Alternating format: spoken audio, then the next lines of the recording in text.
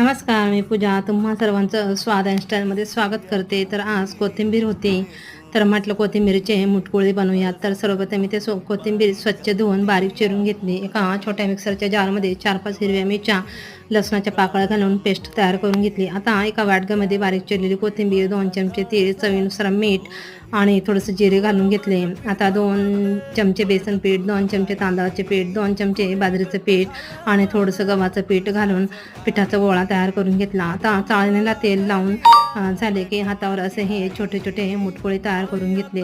मुटकुळे तयार आहेत आणि पाणी पण आपलं हे उकळलेलं आहे. तर आता साधारण 12 ते 15 मिनटं हे मुटकुळे मी वाफून घेतले. थोडेसे गार झालेत की असे हे छोटे छोटे तुकडे तयार करून घेतले. आता एका पॅनमध्ये 2 चमचे तेल आणि तीळ घालून हे सगळे मुटकुळे मी शॅलो फ्राय करून घेतले.